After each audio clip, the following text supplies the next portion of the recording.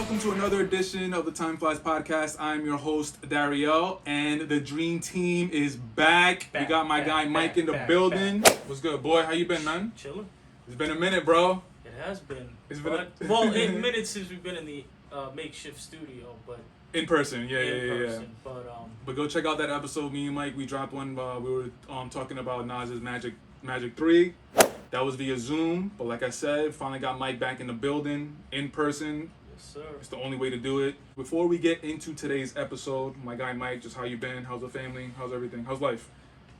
Blessed, man. Yeah? Can't complain too much. So, maintaining. That's all. Pushing through? Gotta push through. If you complain, you attract the wrong energy to your life. You just gotta keep pushing. Oh, that's a bar. Jesus, that's a bar. You want to get into it? You want to get right into it? Let's get right into it. All right, bet. Okay, so let me start off with a little disclaimer. So, shout out to my boy Jeff and Rainer. Rainer, specifically, he's a big Drake stan. I was trying to get them on the pod to talk about the Boys album. We're going to go a lot of different places with this episode. But the first thing we're going to start off with, we're going to start off talking about The Boy. We're going to be talking about For All the Dogs. Now, Rainer, like I said, he's a Drake stan, and I was trying to get him on the pod, but scheduling just got in the way and shit. So, Rainer, if you're watching this or hearing this, I'm sorry, but I've been trying to get my shit off, and I'm going to get my shit off right now. Okay, now I got that out of the way. All right, so For All the Dogs, if we're talking hip-hop in 2023, of course we got to talk about the king of hip-hop. We got to talk about Drake. I think that's undeniable. Undeniable. Oh, and obviously... We never saw a run like this. 100%. Obviously, chime in whenever. So yeah, we gotta talk about The Boy. This is one of, if not the most anticipated albums of 2023. So going into this album, I was telling my boys, we're in a group chat, and I'm like, yo, Rainer, The Boy has pressure on him. And Rainer was like, no, he's like, Drake can't have any pressure on him. He's a king of hip hop. Whatever he's gonna do is gonna go diamond, gold, whatever, right?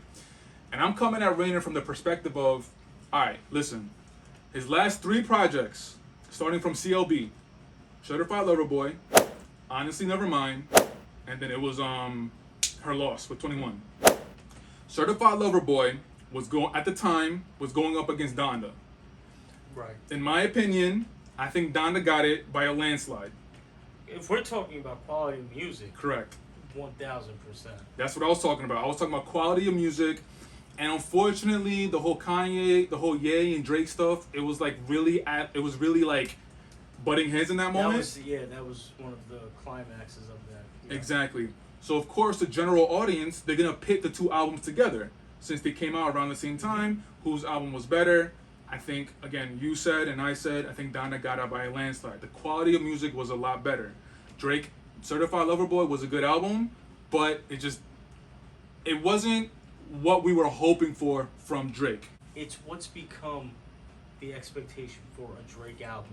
100%. I'm gonna, because I know you've been waiting to go ISO on this. We'll further that conversation. Yeah. But We're gonna come back to that point exactly. Mm-hmm. Okay, so then after CLB, what's the album after that? Honestly Nevermind. Honestly Nevermind is, if you're a hip hop head, you know Honestly Nevermind is not a hip hop album. There's a reason why he which I'm not mad at. The way he did. Which I'm not mad at. I get it. Drake is trying to cater to different markets. He's trying to cater to fucking Ibiza, all the white people in Ibiza going crazy, and Mykonos and all that shit. Yeah. I like the album. My brother, shout out Diego, my brother, he loves house music. So I kind of grew up with that music. Yeah. So I was kind of used to it. I wasn't mad at it. I liked a lot of songs off the album. To that music. Facts. I wasn't mad at the album. But of course, if we're talking hip hop, you can't bring up Honestly Nevermind within Drake's discography. You're not gonna bring up that album. No. Okay. He just had the joint with 21 Savage at the tail end of it, which was fire. What was the name of that again? Her Loss. No. The song. It was released as a Lucy originally, and then it came back. Jimmy Cooks. Good call, my boy. Yes. And perfectly done. Nice little segue to the album after Honestly Nevermind. We got Her Loss, which is a joint album with 21. And the last song off of Honestly Nevermind, like you just said, Jimmy Cooks, was a prelude to Her Loss. Mm-hmm. Now, Her Loss is a joint album. It's not an album that Drake has on his own. Even though people say Drake has a majority of the songs, he's on most of the songs, 21 is barely on the album ad-libbing, right? In my opinion, it's still a Drake and 21 album. It's not Drake album solo. That's a joint album. So, you take that into consideration. So then I was telling Rainer, I'm like, listen, his last 3 projects have not been it. They have not been it. They have not been what the Drake fans, what the hip hop fans are expecting from Drake, the king of hip hop. It's time. We need a solidified classic. In my opinion, I think Take Care is his only solidified classic. With Nothing Was the Same really close behind it, I think you can add it to his discography as far as classics. But as far as undeniable, undisputable, I only have Take Care. And for an artist of Drake's caliber, the king of hip hop for the past decade, for the past 15 years, shouldn't he have more than one body of work that's an undisputable classic? It's tough because you're contextualizing it with the hip hop that we came from, which isn't necessarily relevant to the standards of today. Where, in our eyes, something that hindered even the best rappers of our generation, the Jadakiss and the Fabulous, was the fact that they don't really have a classic album.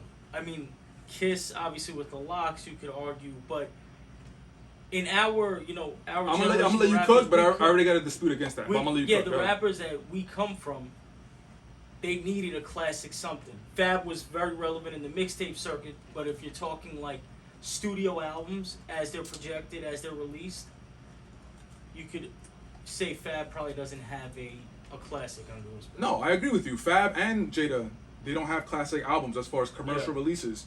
But this is where I dispute that. Fab and Jada were never where Drake is now. Mm-hmm.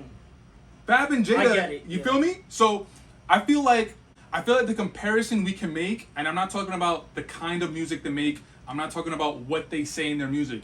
I'm just talking about from the standpoint of within the hip hop culture, as far as being the guy in hip hop culture, I feel like you can compare Drake with Jay. Yeah. How long was Jay's run? Jay's run was damn near over a decade, right? Yeah. Okay, and how many classics is, in your opinion, I'm asking you, because in my opinion, this guy is the music encyclopedia, not just hip hop. But in your opinion, how many classics does Jay have? That could be debated. I think, okay, if we're talking objective classics, like to the masses, because I'm someone, and I think I vocalized this before, who, in my lifetime, Volume 1, I look at as a classic. The majority doesn't. Okay. Long story less long, I would say that the majority of people will say Jay's classics. Reasonable Doubt. Yeah. Probably Hard Knock Life. Okay. This is the masses you're talking about. The masses. Okay. Hard Knock Life. You already got 2. The Blueprint. You already got 3. And the Black Album. You got 4. That's 4. I think that those are universal classics in terms of the masses. So that's the masses. You're talking about the masses. You named 4 albums. And I think it's fair to say to the masses within the hip hop culture, Drake, I think maybe has 2. Maybe has 2. And I think Nothing Was the Same is a conversation. So that's what I'm saying. I'm saying like in some Drake, circles, if you're reading this too. I've never heard that. Yeah, I've heard that. You've heard. This is a classic. I actually think that that's one of his more revisitable, if that's a word, albums. I like that album too. I still go back. Like I'll still bump that in the gym. Some of that shit still goes. It's just it's a different hip hop, and it's kind of to that generation. And I know you're gonna go into ISO, but to that generation, you know that Cole, Drake, Wale, Kendrick that we always talk about. Sean, don't forget Sean. They're right at the cusp of albums mattering and then the game transitioning into a singles and a streaming game, so there was less emphasis on the album. But the rappers who cared about making albums still made classics. You still get a classic out of Cole. You still get a classic, undisputed, with the Good Kid, Mad City from Kendrick. Yeah, I mean, like you said, they were right on the cusp. They were right on the cusp, so it's a different game. Copies, so you don't really need the classic album for the hip hop artist today to be the guy, unfortunately. I mean, I get what you're saying, but this is yes, you do. Because we're from an older school. I get it, yeah. Yes, but to the people that he's appealing to with this But listen to the names that you just mentioned. You mentioned Cole. You mentioned Dot. You mentioned Sean. I'm pretty sure you mentioned Wale, right? Of course, you know. Drake is in that class. Yeah. Drake is in that class. So he falls within the same parameters of coming out with a classic or not. Yeah. So that's what I'm saying. If like I get it, Drake. He should have. If you're asking me if I think he should have more than what he has as far as his catalog, absolutely. Okay, cool. So we're in agreement from there. And this is just my whole point with Drake. I just feel like Drake, being the artist and being where he is right now in the mountain of hip hop, he should just have way more certifiable classics than he does right now. And he's been shitting the bed. For me, he's been shitting the bed. And if you're the king of hip hop right now, like, I get it. If you've been on the hill for a while, you might get lazy, you might get comfortable, shit might go through your fingers, right? I get it. But it's been crazy because Drake has been on this hill for damn near 15 years that I think he just lost sight of what made him the king of hip hop. And I'm not saying that he can never get it back, but this was just my gripe with Drake going into this album. I was going into this album being like, all right, like, let's see. This is like for me, you had 0 for 3 great albums. I listened to them. I'm not saying they're bad albums, but again, if we're comparing just like Drake's status in hip hop to others before him, we gotta hold Drake to the same standard that we did to others. But you also understand that Drake is no longer even making albums since More Life. He's been making playlists. It's packaged like an album, but he's been making playlists. And why do you think he's doing that?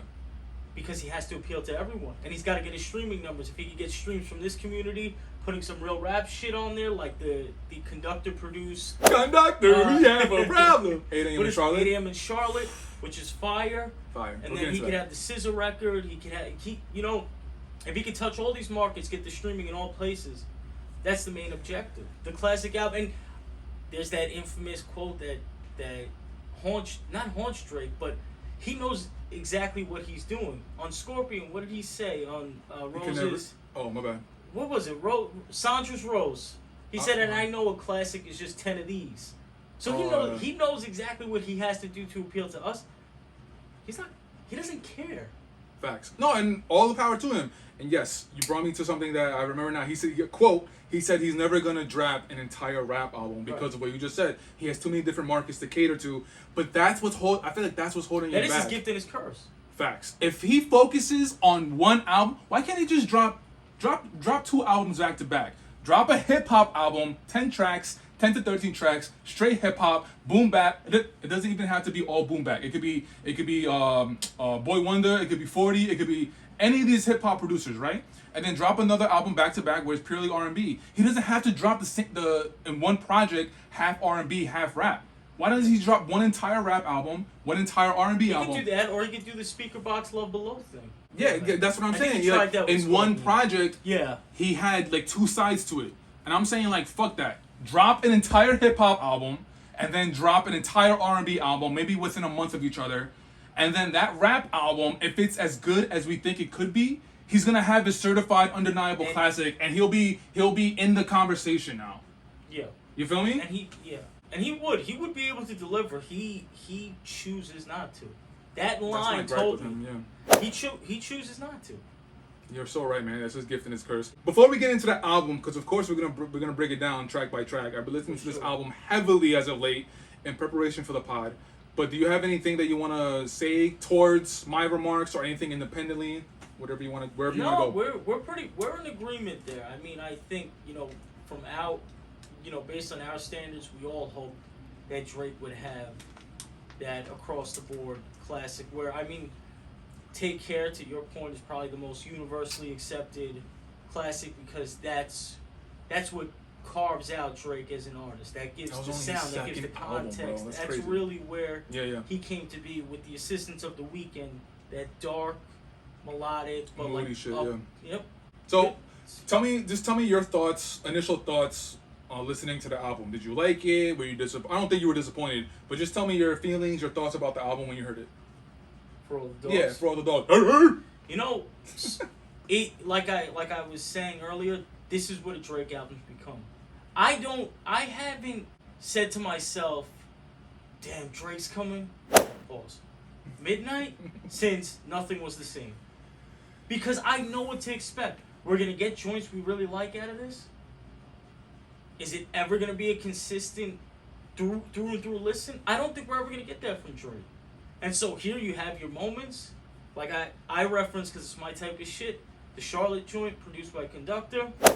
Along with some other... Yeah. Conductor! Oh, man, yeah. Nah, along with some other shit on here. Like there was some good, R&B shit on here, but I can't say I was disappointed because the bar is not there. Like I said, I know I'm gonna get a couple of joints from Drake that I'll listen to forever because he is that level of artist. Mm-hmm. He chooses to, produce these albums the way he does, and so you get what you get. I can't say I was disappointed. I can't say I've listened to the entire album more than twice either. That's it. That's really where I'm at with Drake's albums. Like, as far as just listening to Drake. Period. Yeah, because I'm always gonna listen. I love Drake's music. Drake's one of those artists who defines an era in your life. For us, this is our 20s. This is our late teens, our whole 20s. Facts. Him, like that same class, and he's still at the top of it. So I'm always gonna listen. I'm always gonna get something that I like out of it. But as a body of work, I like the cover. Adonis drawing the cover. Shout out Adonis. Me personally, listening to the album, I'm right on par with you, man. Like, I liked it. First time listening to it, I liked it. I wasn't disappointed. It's not that I wasn't disappointed. I just, like, how do I put it? Like, I guess I was just. You want something else out of him? Were you expecting something else? I wasn't expecting anything else from him. But I guess I wanted something more from him. Like, this album was kind of what I was expecting. And going into it, I wanted Drake to put out that classic album, but it's just another example of, like, he doesn't care. He's gonna do what he wants to do, and this is what we get, which is not bad music. It's quality music. It's great music. There's songs off here that I fucking love. And Cold You feel me? Smoked. We're gonna get into that. Fuck. That's one of my gripes. But we're gonna get into that. Just like another little kind of annoying thing that I'm kind of like over with Drake is like he's still talking about the same stuff about how girls have like done him over. So he calls this album For the Dogs, and everybody thinks he's gonna be rapping and going at everybody's necks on this album, right? Now, like, that was kind of on us, the fans, the general hip-hop fans and Drake stans, putting that expectation on him. But when you listen to the album, he's talking about the same shit. He's talking about the women of the dogs. It's for the women who are dogging him out. But he's talking about the same shit. He's talking about women that are breaking his heart, women that he tried to put onto, like, amazing things, material things, taking them to trips, and they break his heart again. Like, we've heard this song over and over from Drake, bro. That tells me that he's bored with music and maybe at a standstill creatively. Because I feel like he talks about those things to latch on to the relatability that he had. Because that was Drake's whole thing when he first came out. Dog, but it's 15 years later. But the thing is, he's reaching. What are we doing? He's reaching for that connection point. I remember he said something on the Lemon Pepper freestyle about, not even being able to be relatable anymore. I think that that's a real thing in his head. So he goes back to what he knows. He draws from the original source, but it doesn't sound the same because when he used to do it, the shit was fresh. The shit just, it was a different perspective. Now it's like, I don't know that we're getting, genuine real life experiences, or if he's just giving us this because he knows that the large majority of people are just going to be like, yeah, I connect. But people who really listen, no, okay. You expect something else creatively from Drake because he is that level of artist. Like, he's experienced. I'm trying to avoid going on the same, Joe Budden rant because Joe had a perspective that was similar that I had too. But no, but we're talking about Joe Budden when he was saying that, like, yo, what are you doing? Like, you're talking about the same stuff. Like, he's kind of like hanging around younger artists. It's like, you're not that young artist anymore. That's what Joe Budden was saying. But he has a point. But going back to the whole women breaking his heart, like, it's just recycled, bro. And you've had experiences in your life. You have a son, and he's incorporated his son a little bit more into music. But I feel like we should get a little bit more of that. And, like, dog, you go from fucking the embassy that the house that he built is a fucking museum. Like, the experiences and the different perspectives that he can come from, but we're still talking about women breaking your heart. Like, what are we doing, bro? So I'm not a Drake stan. So again, if you're listening to this, leave it in the comments. Let us know a song, or I don't know, maybe a project that me and Mike maybe missed. I don't know how that's possible, but let us know about a song or something that he might be talking about something different. Right? That's where they'll go back to. But right. All right, man. So now that we talked about a lot about going into the album, why don't we actually dive into the album? You feel me? First track, Virginia Beach. I think what I'm going to say is what everybody was thinking. Everybody thought he was going to open the track going at Push's neck. Yeah, but I think even that's calculated. I think he names it that. he knows what people are thinking, and he just comes in the way he comes in. Like, so it's never as obvious as it appears with someone like Drake.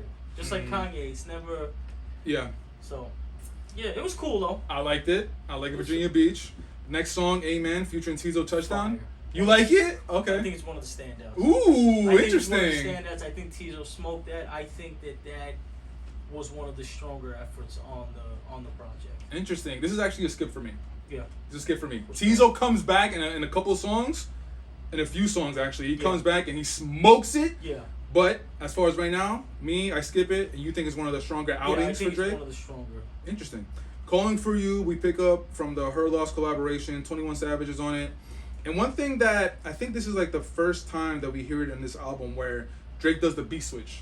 Yeah. And he's kind of, I don't want to say he's copying Travis, but he's going the Travis route. And he does that for a few songs on this album, where like the first beat is one beat and the second half is another beat. 21 is rapping on a completely different beat on this song. This is Jimmy Cooks too. Didn't they do the same thing? I believe so, yeah. It's the same formula. That, can we be real? Jimmy Cook? What? Calling for You is from the cutting room floor of Her Loss. I like it though. It's cool. Yeah. But that's what it is. It's cool. it's a leftover from Her Loss. It was on the cutting room floor. How about 21 though? 21's been on a run. 21's a beast. 21's been on a run. 21 has great chemistry with all the great artists of this generation. Him and Cole link up, fire. Him and Grammy, Drake, yeah. they always got some shit together. So 21 is Underrated? Yeah. Why is that? Why do you think? Because the whole image and the time he came out, he came with the class of SoundCloud rappers. The name 21 Savage very in line with the brand and the time that he came. But he's a lot bigger than what he's presented as. And he could rap. He makes great music. Right. He's got a sense of humor. He's got personality in his music. But time will be on his side. When people look back at his catalog, that's a catalog to look back on. Him and the Metro Boomin and everything. Metro Boomin, want some more? Yeah. No. All right, so after Calling for You, this is to me personally, this is the beginning of a little bit of a run for Drake on this album. Yeah. Fear of Heights into Daylight into First person shooter featuring Yeah. J. Cole. J. Cole. I don't know. Before we get into that song, I don't know if you have anything to say about Fear of Heights and Daylight. Daylight was one of the stronger Outings. as well. That is a sequence right there on this album. And that is Daylight, enjoyable. the end of Daylight, if I'm not mistaken, is when Adonis is freestyling a little bit. It's like, you don't want nothing with my man, right? Yeah. I was like, okay, cool, but step aside. Yeah. I was like, please step aside. Easy, my man. Okay, so now let's get into the fucking smoke show. The smoke show. Yeah. No, nobody wants it with Cole right now, bro. No. If Him he and featured, why even allow him to be on the record? okay, so this is where I gotta, as much hate as I give Drake, let me give him a little bit of flowers right now. I want to give the respect to Drake for even allowing this to happen. Because if we're keeping it real, have we seen K-Dot have J. Cole on a song on one of his albums? No. Have we seen Big Sean have J. Cole on one of his recent albums? No, or K-Dot? Or maybe Wale, I'm not sure. But like, you know what I'm saying? Like artists that are that tier, in our opinion. Wale and Cole go back and forth. They do, yeah. But the My big boy. three, Drake, Cole, and Kendrick. K-Dot doesn't have Drake on any of his songs or Cole on any of his songs. Yeah. J. Cole hasn't had any Drake songs on his albums. The only one that I can think of is In the Morning. Was that off of his debut? That was off a mixtape. That was off a mixtape, but then he put it in Sideline Story, or no? Am I bugging? It's been a while, bro. He may have. You're maybe. right. But anyway, Drake, he puts J. Cole on his album, and he knows that when we see that feature on this album, everyone's gonna gravitate towards that song, because like we just said, it's there's two out of the big three. We want to see who's gonna go at who. We want to see who's better at rapping, and yeah, like I said, it's a fucking smoke show. This song speaks to the whole thing about Drake. Drake doesn't give a fuck about us. He doesn't, because the thing is, Drake is a very capable rapper. We've heard it time and time again. He is. He's doing this. He's making the song. He's laying the floor out for Cole. There's nothing Drake could have done with that Cole verse. Wait, Cole so you're was like a saying man possessed. So you're saying Drake laid out the carpet for him? It's like, yo, do you, bro? Got it. So he's running from the smoke. Running from the smoke. Ooh. There's nothing you can. But no, you can't. No. There is no. no. Oh, I thought you were gonna say there's nothing wrong about that. No, there's nothing you could do about it. No, you can't. You can actually show up. That's what you can do about it. Versus Cole, you can try and show up. You can. And if he tried to show up, he would probably do good. Yeah. But the thing is, guarantee you, if this was on a 40 style record, submarine sample, a little slower tempo, lemon pepper-esque, Drake's gonna try to rap. On a beat like that, you know you have no chance against Cole. Cole's gonna fucking bounce all over that like Spalding. Pause. I mean, I get what you're saying, bro, but like I don't want to use that as an excuse, bro. Like, it's not an excuse. You hear Cole going crazy saying that I'm 3-2, I'm the numero uno, and then fucking you got Drake over here talking about taking girls to dinner and being like, who to go? Like, yo, what the fuck, bro? Like Muhammad Ali. Oh, Cole, yeah. He said when things aren't connecting. Cole, like I got a job at IT, but that was a shot at I love Cole, bro, and I love him more in this era of his career than I even did before, because he has developed so fucking beautifully. In contrast to Drake, not to say he necessarily hasn't, but with Cole, like his projects are getting better, his rapping is getting better. No, Cole as an artist has gotten better than Drake. There's no question. Cole is like, you see the growth. Man. You see the growth within like what he's talking about. You also see the growth of his rapping ability, being able to rap in different schemes and different flows. Exactly. And he cares about that piece of it, and that's what. But see, and I try not to apply my old school rules to this shit, but I can't help it. I love when a guy like Cole gets on a track and he's like, "Nah, I'm not here to be your friend. I'm here to kill you." The same way I love that no matter how famous Meek Mill got, he goes up to a radio station. What's he doing? He's gonna freestyle. He's gonna funk, right? I like rappers who keep in line with my core values of this shit. When it comes to rap, like you can get as famous, have as many hits as you want, but when it comes down to the essence of this shit, whether you're on a track with another guy who's a certified rapper or you're up at the radio station, I'm coming for all of you. Facts. I love that spirit. I love that. Like, and and that's honestly, to your point, that deducts from Kendrick's legacy too, because I don't think Kendrick is aligned with that, or maybe he doesn't give a shit neither.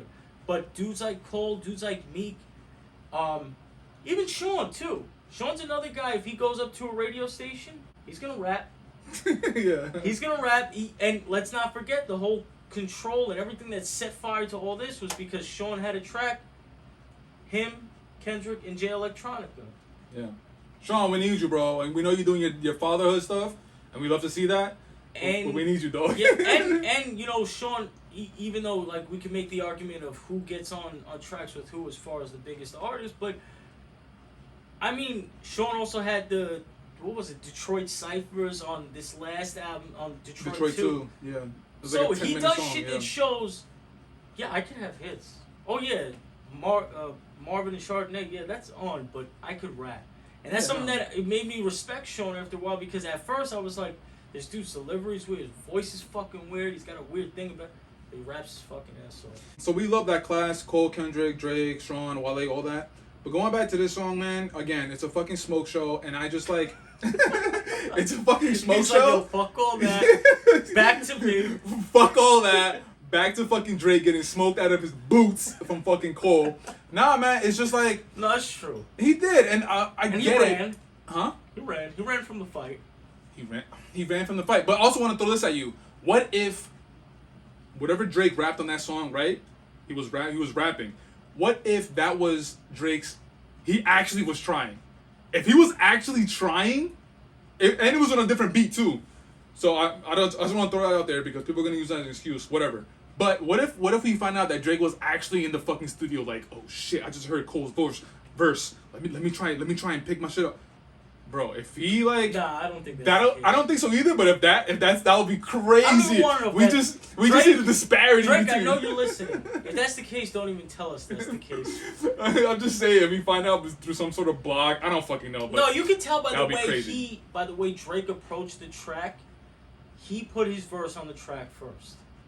And Cole came in it.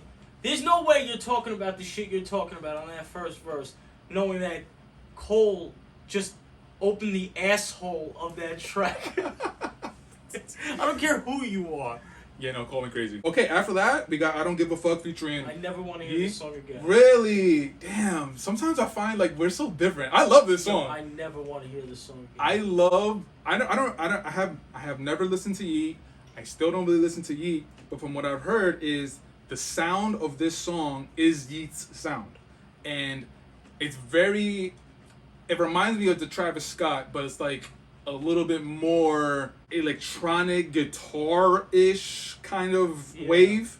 And damn, that is a decorative way of saying trash. I don't think that... Are you talking about the song? Or you talking about that kind of music? That song. I mean, probably that kind of music too. I don't know too much about it. I don't mind it, yo. I like the incorporation of different like elements of different genres of music into hip hop. But it's been done before and it's been done better. All right, not matter your opinion, but yeah, I like that song. That's a no for you. This is 7969 Santa. This is where Tizo comes in. He's like, "Those will be those, though we may roam." Kills it. Yeah, Fucking kills it. He smoked that. Tizo, salute. Definitely killed it. Okay, now this is another gripe that I have. After that, we got Slime You Out. All right, so no, this is another thing. So Slime You Out featuring SZA. Yeah. First up, before I give my take, tell me your take. What'd you think about the song? What'd you think about? Because this was the first single, if you will. That's the whole issue though. That the song, if it was just kind of in pocket in the album, it still would probably be somewhat disappointing to me. But when you put it out there as a first single. You're just setting yourself up. This is not a first single track. And I mean, maybe that was purposefully done too, but in this day and age, 5 minutes and 10 seconds for the single. I mean, you see Drake and SZA, you know the history there. It's like this, you don't know really what you're gonna get. So you were disappointed? Yeah. I think SZA actually smoked her verse though. SZA did smoke her verse, but I'm in agreement with you. I just feel like the song should have been better. And even within the sequencing of the album, it's still not what I wanted. No. But it would have been, tell me not, it would have been better had you just heard it like that. Kind of for the first time. The album. It would have been, yeah. Right? It would have, yeah. So I think that might be the general consensus with that song in general. But like you said, SZA did smoke her part, but I don't know, it was just something about that song that didn't connect with me. Yeah. Like you said, Drake, SZA, you're expecting something. And it's not that it's a bad song, but it could have been more. So after that, then we got Bahamas Promises. For me personally, it's not that I don't like the song, and it's not a skip, but I'm just kind of like, okay. There's a whole lot of that after this point. There's a whole lot of, okay. Alright. Tried Our Best is kind of the same thing as far as Bahamas Promises. It's not a bad song, it's not a skip, but it's kind of like, okay. And then we got a nice little shout out to DJ Screw the World. Yep. Now, actually one of my favorites. Drew Picasso? Yeah, Drew Picasso is fire. I fuck with it. Drew Picasso, I like the tempo of the song. I like what he's talking about. No, he's talking on this. That is something you can tell where he's drawing from a genuine place. Because it's just you feel that shit when you listen to music. When you listen the way we listen, you can tell what's contrived and what he's just. Lord knows where he was just kind of writing that record. One of my favorites, Members Only, featuring Party. Yeah. Party's my guy. Where's your fucking album, guy? Party's? Facts. He dropped the song, I think maybe in the summertime. It was a random ass. Wow, I was gonna say the name of the song is Turbulent, but it's not it. Whatever. No, but he's dropped. I mean, I think he's given a lot of his. The last two items of music that I know that Party has, he dropped his solo song, I think in the summer, and then he dropped a song with Diddy. It was like sex Porsches. He was on the Love album, which I haven't heard yet, bro. But again, going back to Members Only, featuring Party Next Door, it's not one of their better collaborations in my opinion. I like the song, I listen to it. But yeah, Drake and Party definitely have better songs. Yeah. What would Pluto do? For me, it's a skip. I don't fucking like this song. For you? Go that way. It's a skip. I don't want to hear it again. And you know what's funny? I'm kind of seeing this on the internet that it's like it's one of the standouts that people actually really like. Yeah, my year is a lot different, I guess. I don't know. I hate the way it starts too. It starts with a ding ding ding. With like it sounds like a piano, but I don't know. It doesn't speak to me. And then after that, we got one of my favorites, All the Parties with I Chief like Keef. this. I like the way I like Drake whenever used you Chief see Chief Keef kind of pop up. The way he's utilized is usually good. I like, and this was one of definitely the stronger efforts on the album. Chief Keef, I feel like he, I don't know if this is fair to say, but I feel like he's been getting a lot more of respect as of late for being like one of the pioneers in like the early 2010s of introducing, Exactly. right? And I because feel you've like, seen the effects of his. These are all Chief Keef's children. These are all Waka Flocka, Chief Keef, Gucci Mane. That's the starting point for all of this, shout out Chief Keef. for better or worse. So yeah, I like that song. You said you like that song as well. Yeah. All right, and now we get into, is it your favorite? That is. Yeah. Yeah. Produced by. You do it. I can't. Come on, man. Conductor, we have a problem. Conductor, we have a problem. Yeah, 8 a.m. in Charlotte. All right, talk to me, bro. What you liked about it going when you Yeah. because you know that timestamp Drake is a thing. Timestamp Drake is a thing. Talk to me. As soon as I fucking heard the conductor drop, I had to like rewind back with, oh, okay. I guess that works too. You hear the soul sample. Drake in this tempo, he can't be fucked with. He's rapping his ass. So there was a couple of lines there when I was like, Gripe number 5, elementary bars. That's one of my gripes against the song. Well, so the thing was, I felt like this was a beat where he could just kind of talk his shit, but he was trying to like experiment with his rapping style. Don't do it on there, bro. Just talk from the heart on this one. Like, what's the fucking bar he had? Something. I got a couple. He's using the European countries. So many checks owed. I feel Czechoslovakia, nigga. Right, No, come on, bro. You go wherever I go. I feel you go. Come on, man. Come on, Drake. We don't. Come on. We can't do that on a timestamp song, bro. Nah, we can't. And that's what. Like, I think, production-wise, this had potential to be top 3 timestamp. But I think the level of bars, and then when you size that up to, come on, 5 a.m. in Toronto, 4 p.m. in Calabasas, fuck, even 9 a.m. in Dallas. What's that bar about? Teenage, whatever. Drake, he like timestamp Drake is really a thing, and I'm not saying he didn't disappoint on this in my opinion. I think the record itself is fire. But bar for bar, it's not one of his better outings in terms of timestamp Drake. And so so this brings me to a point where I kind of just mentioned where there are some. It's not just in this song.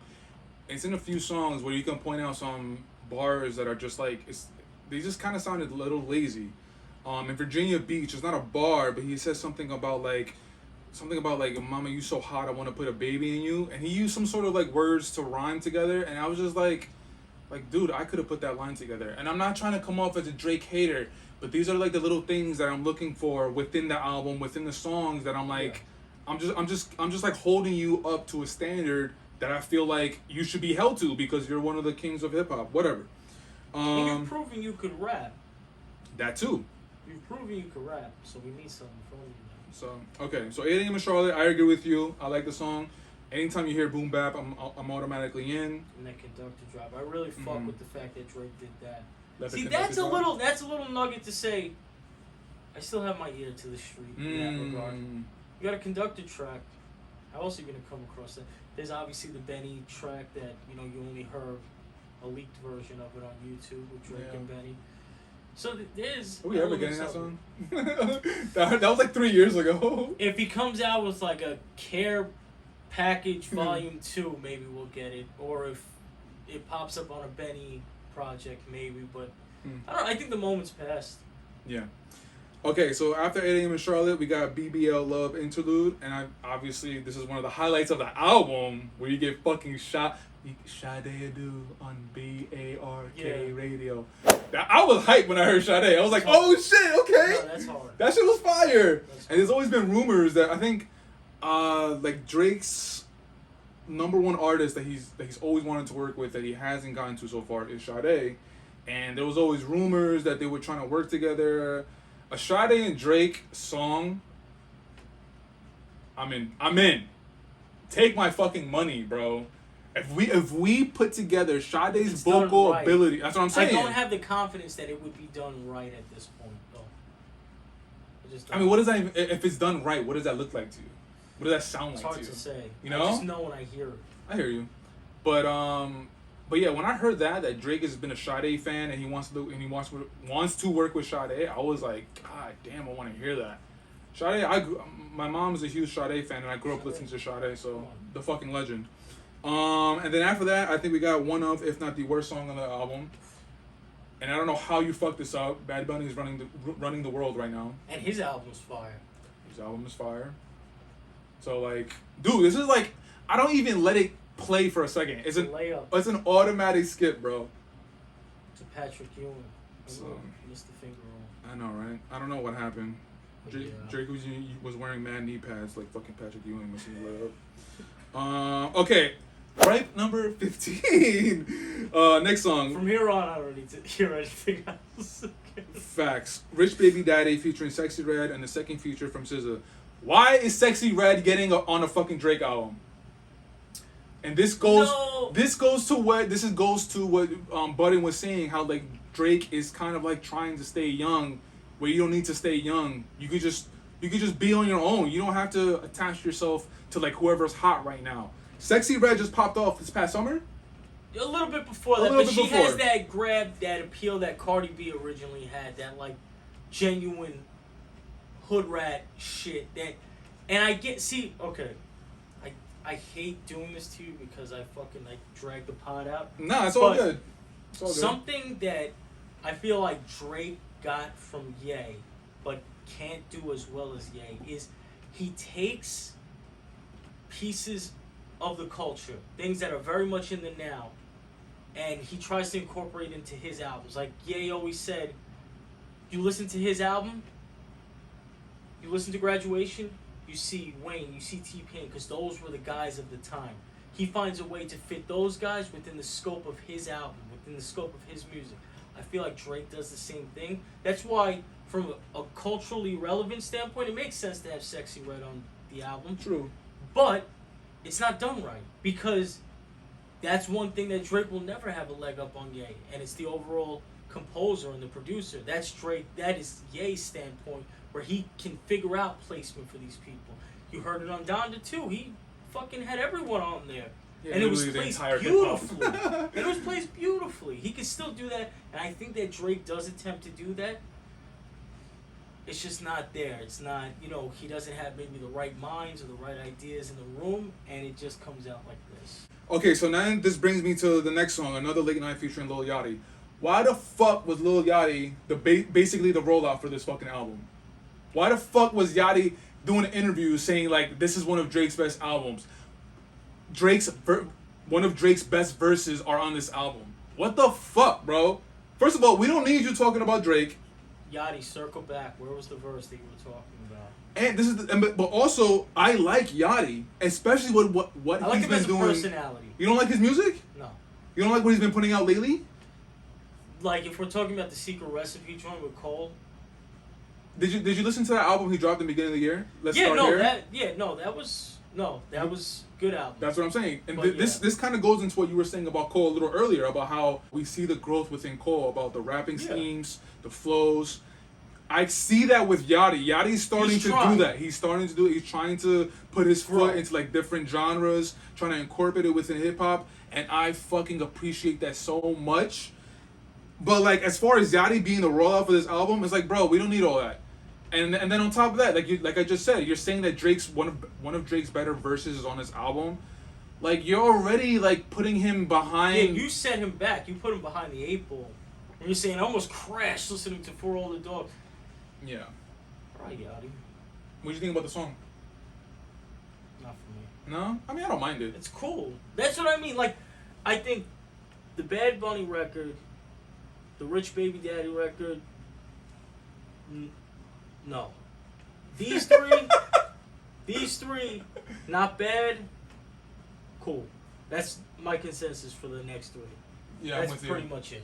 Yeah, the last two, Away From Home and Polar Opposites, it's just, yeah, I'm just like, okay, cool. It could be background music somewhere. So we talked about a lot about Drake. Just overall, just give me your favorites. Give me your favorites from this album. Okay. I'm gonna go Amen. I'm gonna go First Person Shooter because of that Cole verse, and I'm gonna go Charlotte. Those three? Those three. All right, so we're doing top three. Top three for me, we got Virginia Beach, Drew Picasso. Say it. You wanna go with that Yeet record? I was you know me. I don't give a fuck with you. Yeah, man. The Cole is just like, to me that's Cole's song, so that's why I'm not picking it. Yeah. But yeah, those are the top three for me, man. Drake, salute, being one of the kings of hip hop for the past 15 years. And again, For sure. if we're talking the year in hip hop, we gotta talk about the boy. He's running shit right now. We want to see you grow, and we're talking about you like this because we're fans of music and we're fans of hip hop. And we've never seen a run like this before. Big facts. We're gonna be talking about one of Drake's affiliates, the person who actually brought in Drake into the hip hop game. Yeah. We're gonna be talking about Weezy F Baby. Oh yeah. And Mike, so when I was texting with you about different topics for the podcast, I think initially we were talking about that new Benny the Butcher and Lil Wayne song, Yeah. Big Bro, and then you started talking to me and you were like, "Yo, we should probably talk about Wayne's feature run." Yeah. So just talk to me wherever you want to go. I'll follow your lead. Talk to me about Wayne's run and however you want to talk about him. Well, I think we've touched on this on other podcasts too, where it's like, you can't deny the overall run that Wayne had from, let's say, 06 to 2011, from when Drake took the torch. And that's albums, that's commercial relevance, everything. Wayne was on top of the game. I think, you could argue that it really peaked somewhere between 2008, 2010. But after that point, when, the new class of rappers are coming in, Wayne's albums aren't necessarily hitting the same. What he chose to do within this time period is go back to what he does best, and that's just to fucking rap.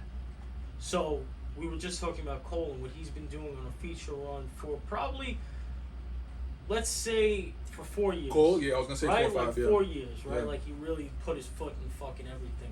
Wayne's been doing that for, what was it? No. I was going to wait to see how long, with the number you're going to throw for Yeah. how long Wayne's been doing it. Wayne's been doing that. It's over 10 years at this point. It's been feature runs. a fucking minute. And it's like everything ranging from a feature on a Drake record or a feature on a Currency record, a fucking Benny record, but wherever you see him and he's giving that pocket of 16 to 40 bars to just rap, just stand clear. And that's where he's been at. When you see Wayne on a record talk about that spirit of competition, the guy who still cares about rapping, this guy, he doesn't, he's been in this game since 1997. Since he was like 12. Right? He doesn't need to give a shit about this. He's Lil Wayne. He could eat off of his fucking royalties at this point. He could eat off of his name. But he loves to rap. And that's why when I heard this, obviously it's over an Alchemist beat. It's next to one of the better rappers in today's generation. He knew he had to come with it. And he ate. Yeah, no, 100%. It's kind of, whenever you see an artist featuring Lil Wayne, it's kind of an expectation going into the song that like Wayne's gonna kill, but we still want to hear it. So Yeah. he still has that like gravity where it's like we know he's gonna kill it, but we still want to hear him. We want to see how in shape he is. He's still as creative as ever. You hear the scheme he rapped with on this. He kept the dog theme the entire verse through, and he fucking smoked it. And Benny did his thing too. Benny said, you're not gonna J. Cole me this time. So Benny put up a good effort, but Wayne really just showed why he's the level of Upper rapper echelon? that he is. Yeah. How do we feel about a Wayne project? Because he just came out with the. You told me about it, and then you told me about it when we did the Fix Nas. Before the Six. Yeah, we did a Nas episode reviewing King's Yeah. Disease 3. Go check it out. And then you were like, he's dropping a project soon, The Fix Before 6, and I was like, oh shit, I never heard of it. And then he dropped it later that week. But how do we feel about the Carter 6, which is presumably the next project official project he's gonna drop? Like, how do we feel about a Wayne project? I'm gonna listen. I don't have an expectation really. I'm gonna listen. Right. Maybe I'll find something I like, maybe I won't, but He still gets that respect from people. But you're gonna check it out. 100%. No, you got it. Yeah. It's at this point, and it's crazy because he's what 41. He's a legacy act. He's a legend. So, you have to give it that respect where it's like, and especially the work he's been putting in on these features. I'm gonna listen to the Carter 6. I'm gonna listen because, especially, also, I mean, you could argue that it's a legendary saga or legendary series of albums. I mean, the reason why there's an argument is because, to me, I think the classics are probably the first two. The third one is a debatable. Mm-hmm. And then from there, like, 4, you had a couple of joints just like 3. 5, I don't even really remember. Well, the first... Well, it had Uproar on it, so that was a good joint. The first 2 are regarded as classics within the hip-hop culture, but Carter 3 was when he was at his commercially. That was the peak. That was a Millie. A Lollipop. That was our senior year, and that was the point where I was in a very rebellious stage in terms of hip-hop music.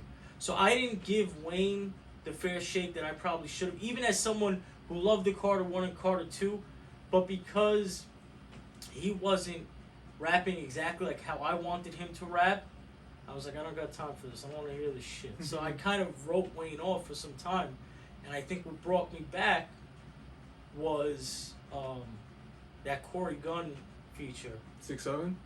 That I was like, I forgot. I need to speak. I need to lower my tone when I'm speaking. Lower your tone when you're talking about Wayne. I'm dead. I mean, listen, man. I'm gonna put the link in the description below, but I put a little playlist together with Weezy features. I haven't updated it. I gotta add the Benny song, but this is some of the ones that I have. My favorite that I can talk about, M's with A$AP Rocky off of his sophomore album. That shit was crazy. But look, we got Timeless with him and Big Sean.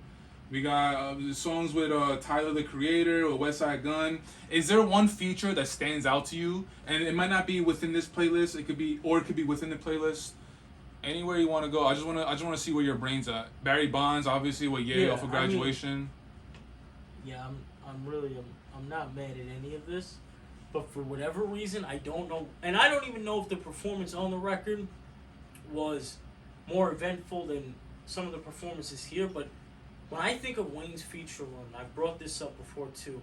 I think of a feature he had on the Currency mixtape. Oh yeah. The Carrollton Heist. I forget but it was all produced by Alchemist. The record is called Fat Albert, and he just like the way he rapped over it. And it's just hard drums, Alchemist beat, and he just smoked it. But I think that's what comes to mind initially. But like you, I also think of M's as well, because I remember hearing that, because that album was fire too. 100%. That's stupid. But that feature came towards the end of the album, right? It was like middle towards second to last track. Yeah. It was like middle towards the end of the album. Most Def will also smoke, but he ate on that shit. And I think honestly, Only Live Twice also, but this record on the this feature on the Benny record is one of those ones. He really ate. You said You Only Live Twice off the CLB? Yes. Yeah, that shit was fire. That new song on Benny was fire too. But M's, I remember exactly where I was when I heard M's for the first time, and honestly, I hate to sound corny and it's a fucking cliche, but it was kind of a breath of fresh air. Cause like, I don't know, like before listening to that song, the way I would hear Wayne was in a very specific kind of way. The way I listened to him. I'm not saying the way he was sounding the same. I'm just saying the way I heard him was very specifically. But then when I heard him come on the feature on that song, I heard him differently, and I'm just like, what the fuck? Like, this is Wayne? Like, god damn, he's in shape. Holding his own against A$AP Rocky, who at the time was one of the premier artists at the time. Yeah. And he was rapping his best on that album. Facts. And like that kind of like, from that song moving forward, it changed my view of Wayne, and it changed the way I approached Wayne whenever he was dropping a song or he was on a feature on a song. It was just that moment. That's why I have it number 1 on the playlist. The one thing I want to see from Wayne is a record on the Fall Off with him and Cole. Ooh. That's what I want to see. Because it's a thing. No, the Cole feature, the Weezy feature is a thing. So like, It's definitely a thing. So no, but I'm saying if they're smart and they have a song together on the fall off, you know how fucking crazy that'll be. Just make it 2 verses. That'll be a fucking moment. 24. Okay, would you want just 2 verses, one from Cole, one from Wayne, or would you want them doing a back and forth kind of thing? 2 verses. 2 verses? Why? Instead of the back and forth. The back and forth is kind of like a cheat code thing. I don't want to hear that. I want to hear you put your best foot forward in however many bars that is, and you put your best foot forward. I feel you. I want it because that's the spirit of competition. I feel like it's more collaborative. It's more we're all friends when it's back to back. Nah, you two doing this shit to people's records the way you've been doing, disrespecting people. No, you guys gotta face off. You guys are the 2 toughest kids in the high school, 2 toughest kids in the neighborhood. Now you fight. Who's the toughest? I feel you. You know what I mean? No, that was a really good way of putting it. I like that. That'll be legendary if it happens. Oh yeah. Salute Wayne, a legend in the game. Keep going, keep doing your thing, and we're gonna keep looking forward to it. So now what I want to do, since we're talking hip hop in 2023, it's only right that we talk about some projects from 2023 that stood out to us. And I'll start it off. I want to talk about the latest album from Westside Gunn, and then You Pray For Me. Now, first and foremost, Westside, please stop saying that this is your last album. I hate when rappers do that. Done with that. He's done with that. He said it for this album though. No, but he stopped. He reneged on that. Oh, did he? Yeah. Okay, cool. Yeah. Thank God. Okay, so as far as a Westside Gunn Griselda project, you kind of know what you're getting as far as the sound of it. Of course, it's gonna be boom bap, right? But what Westside Gunn does, that he does get respect for, but we should shine a little bit more of a light on, is the cohesiveness of the project and adding other people to the project. And like I just said, being cohesive, not sounding out of pocket, not sounding out of place. Now, one of the standouts of the album is the song that he has with fucking Rome Streets, number 20, the Revenge of Flip's Leg. Of course, this is a Westside Gunn album, but as of late, Rome Streets has been fucking putting his fucking foot in anything he touches. Oh yeah. I sent this to you, Yep. and I think your response was like, I don't know. You said some shit that only you would say. You was like, expect it or something. Yeah, it was... Yo, when I heard this, I was like, God, Rome Streets, bro. Because when you think of Griselda, obviously you think about Benny, Westside, and you think of Conway. Yeah. But there's so many other people that are within the Griselda camp. You got Rome Streets, you got Stove God, you got Boldy James, you got Armani Caesar, who's a fucking killer in their own right. And man, that was one of the standouts of the song. And I just want to hear some of your thoughts about the album, or Westside, whatever, wherever you want to go. So, and this could have really been a pot in of itself because it's such a dynamic album. The feedback, the fact that he knew the type of feedback he was going to get. But I'll start off here because we were just talking about the Drake and Kanye thing and how Kanye produces albums. People aren't going to see this yet, maybe in hindsight. Westside Gunn is a direct lineage and the closest thing to a Kanye West I think we have in this time in terms of catalog and how he places people. This album is decorated with people you would never think to hear on a fucking Griselda album. I mean, I like the Denzel Curry record, but you have STG? Yeah, T? STG. Yeah, like he's on there are different placements on this album that you don't expect it. He's doing like trap shit on here. He's got Take Keith beats, but somehow he managed to fit it all kind of where, in my opinion, just because I can appreciate Westside Gunn and his ear for music, I think that this is one of his better albums. It's not his best, but I know a lot of the Griselda traditionalists were like, what are you doing with this? What are you with the trap beats, with all the... I like it. I like it because it furthers the Griselda brand. Right. And I saw it coming. I knew that this was... you hear Conway getting on, more trap-friendly, BPMs. Benny, the same thing. Yeah. So, I like the balance of this album. Obviously, it has its standouts, and me, once again, going back to the shit that I like, it will always, I'll always lean more towards the Revenge of the Flip's Leg or the record with Boldy on here. But to be even Mama's Prime Time with the JID, that knocked. But my favorite record, and the record I go back to the most, is Take Keith produced number 3. Costas. Oh yeah. That shit is fucking ridiculous. I think like That's what the big Conway three. just loses his mind there.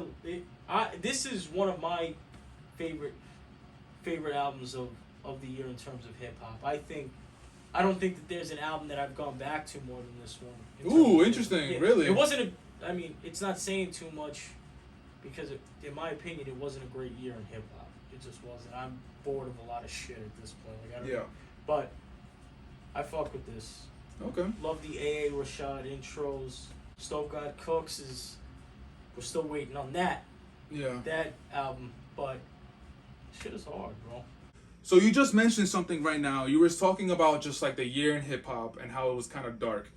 My question to you is, do you think in your eyes hip hop it was kind of dark because we're just at an older place and it's hard for us to keep in touch with what's going on in hip hop right now?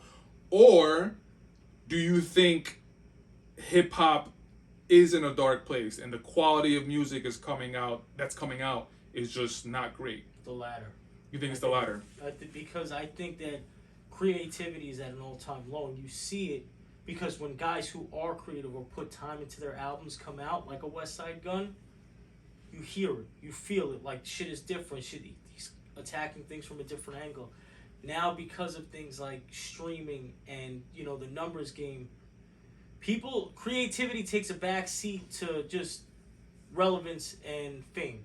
That's really just where we're at. Like, and I mean, I feel like that could be said for, you know, a good part of the last 20 years. However, it just seems like we're lacking in artists that are actually, that want to push the culture forward at this point. And the reason why I asked you that question is because if I ask you to tell me who's, besides Drake, I guess, who's the hottest in the game right now, do you think you can tell me? Probably not. Okay, hold on. Stay right there. So, and me too, I can't tell you who's the hottest in the game right now besides Drake. Because I feel like our ears are just not in the streets, if you will. Yeah. Our ears are not just going to what's going on right now because we're just a little bit older. So this is what I'm saying is that since our ears are not for what's going on right now, how can we know what's hot in hip hop? There's two caveats there. Do you understand what I'm trying to say though? 100%. Okay, sorry. But here's the issue. If you're hot enough, us just as hip hop lovers and listeners, whether we like it or not, it makes its way to us. It does. If you're the hottest, it makes its way to us. That's why Drake is still on top, because there's no one surpassing it. There's people who buzz in the underground, they fall off just as quick as they come. But so the amount of music that comes out now, it's impossible for us to keep up with everything. And that kind of lends itself to the first point in the sense that it'll rise above if it is that crazy, if it is that hot. There's shit that may be culturally relevant to people in their, you know, high school to their early 20s, but you're not really smoking it like that if it's not making it to us. Okay, so you're saying that like it doesn't matter that our ears are not to the streets, is that if it's hot, it'll reach us. My point is that there's 40-year-olds when Drake came out that grew up on Only Built for Cuban Links that knew Drake was here. Whether they hated on him or whether they didn't, they knew Drake was here. They knew Cole was here because they were making that type of noise because they were the next generation. So nobody right now is making that kind of noise? No, there's nobody. Okay. There's people, I think there's an undercurrent of whatever the hell's going on, but nobody that... We might not even see another true star in hip-hop ever again, just because of the way music is. That's Unless we revert back to a point where, like, it gets so oversaturated that people intentionally put out less music or whatever, I don't know. But at the rate we're going, we'll never see another Drake, another Jay, another Nas, another Ye, these guys, another Wayne, who are clearly the head of the generation. Now it's kind of all mashed into a gumbo. It's like... So you think the Drake class is like the last class of like those superstars or stars that we're gonna have? Because think about it, people thought, oh, Chance the Rapper's the next. Where's Chance the Rapper? Little Baby's next. Where's Little Baby? Like, where are these people that everyone thought that was up next? They get sucked into the abyss. They Mm. just kind of they're still around. They're still culturally relevant, but no one's rising above that point. I don't. I just think the way the game's structured now, I don't know if we're ever gonna see another guy. I don't know. I don't think we're ever gonna see another Drake. But Drake is an anomaly in and of himself for 15 years to be. Yeah. But just another guy who's clearly the guy in hip hop. I get what you're saying. Why is Drake still there? 15. Nobody came. You fucking crazy? But that's just where I'm at. No, that's an interesting conversation about like where hip hop is going, and we're gonna talk about that a little bit coming up. But as far as one of your favorites for the year, we're talking about Magic 3. And before Mike breaks it down, go check out the episode where we give an entire breakdown of the album and what we like about it. But just to touch base on this album, what did you like about the album? You know, wherever you want to go. It's Nas returning to form over peak production and showing that, speaking to the point of Lil Wayne, you have your Wayne feature on there, smoke shit. But Nas has been doing this for God knows how long, and within the last fucking 3 years, he's just been on an uncontested run. I love it. I mean, and it may be a run that we never see again from a veteran, from a veteran, from a fucking legacy act, from the standpoint of like, how old is Nas? 50 something? He just turned 50 this year. There you go. So like, at 50 years old, not to drop one album and be relevant. To drop a series of albums, and be relevant and show everybody that you're still, when you put your mind to it, you can still be one of, if not the guy in hip hop. Yeah, he's showing everybody how to age gracefully. Grammy nominated, Grammy winner as well. Grammy winner last KD year. won. Grammy nominated. Yeah. So we'll see where that goes, but yeah, another album though. I can't see, and for some reason it always slips my mind. That Killer Mike album. You took mine, that bro. Michael album. Took mine, bro. Nah, the Michael album might be the best. That's probably the best hip hop album of the year. That is, yeah. No, I'm not mad at you, bro. Fucking incredible, man. That was gonna be my next album. Yeah, man. This album, I remember he was on a media run, and he was talking about like what he had to do in order to put this album out. So he put this album out independently. He put this album out like with his own money. Yep. And he was saying how he took years because he wanted to get it right. He wanted to get the sound right. He got it right. He got it fucking right, man. And I wasn't the biggest Run the Jewels guy. Me neither. I always knew because of his appearances on Outkast Records, he could rap. I wasn't necessarily sure of the extent of his artistry, but this is like incredible shit right here. And I think that because this is that's what triggered the thought, another Grammy nominee. I think that this is the album that deserves that Grammy. This one got nominated? Yep. Do you know the group that got nominated? I know Nas got nominated. Nas got nominated. This album. 21 and Drake got nominated. 21 and Drake. Who do you think is gonna win, and who do you think should win? I think Killer Mike is gonna win, and he should win. So back to back for you, huh? Yeah, I think he's going to. I think that the Travis album, it's one of those things like we see a lot. It comes, and then it goes, and you never really think about it again. The Travis album, and I'm sorry, we're not trying to just skip over Killer Mike. We're gonna talk about the Travis album next. But as far as this album, this was an incredible cohesive body of work, and my favorite song of this album is Spaceship Views with Currency, Cash Stage, and 2 Chainz. We agree there. That song is fucking ridiculous. But he has a feature from Andre 3 Stacks, featuring Future, Scientists and Engineers. That song is crazy. This album, if all you know about Killer Mike is Run the Jewels, we highly recommend you to listen to this album because it's not what you're going to be expecting going into this album. Absolutely. So that was definitely one of the highlights of this year. And since you brought up Travis, let me pull up Travis real quick. And while you do that, speaking of Andre, apparently he's dropping an album. The Flute album, right? A Flute album. I'm still checking that out. This album is interesting because, especially when Astroworld came out, that was like 2018, I want to say. It was a fucking moment. Big time. It was a fucking moment. Travis was ruling the world. It lasted. It did last. And then the Astroworld Festival happened, and he had to take a step back. Because unfortunately, some people did lose their lives. And I felt like that event affected this album because That event happened maybe in 2021. Yeah. It was a while ago. Yeah, it was post-pandemic. Post-pandemic. So let's say it was 2021. This album just came out sometime this year, and there was a big gap in between. Travis was always around, but he wasn't really putting out music. But he was still around. You could still hear him. You could still feel him. He was doing production with other songs. But this album is so interesting because leading up to this album, people were anticipating it. Travis also made announcements that he was gonna do this legit world tour, doing concerts from Rome, Italy, from doing Greece and shit. Yeah, Egypt. Yeah, the initial one was Egypt, but it got canceled because he was gonna do it in the pyramids. And then after that, he didn't do the Egypt one, but he did one in Rome, Italy. That shit was crazy. But just the lasting impact of the album, it just wasn't there. And it's interesting because when I'm talking about this album with my friends, it's just it's kind of like what you just said. It just kind of came and went. And it was it's not that Travis doesn't have that gravity anymore, because he still has that, but there's something that just didn't click with this album, and I can't put my finger on it. It was a good album, it had an impact when it came out, because it's good music, but it's nothing that broke any ground. And that's where you get the albums that you kind of talk about for longer than...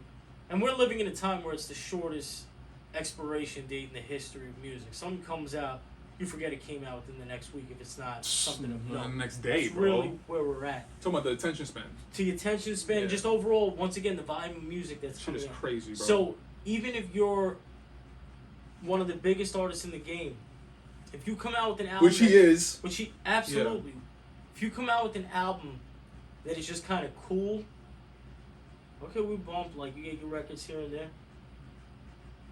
It kind of dies out just that quick. I think that there's nothing that, if it's not better than Astroworld, it's just going to die like everything else that comes out. What do you think is Travis's best album? Mine is Astroworld. I'd probably say Astroworld. But the one that came before that was... Birds in the Trap. That album was fucking... He has a good catalog. He has an amazing catalog. He has... What was the first... Rodeo, and then you go... He has a really good catalog of... This is why he is who he is today. But I would have to say, I think, you probably have a lot of contrarians who'll say, actually, no, but I would have to say the safe bet is Astroworld is his best album. So... Because you get everything on there. My shout out Jeff and Rainer again. They think Birds in the Trap is Travis's best album, which I'm not mad at. I'm not mad at that either.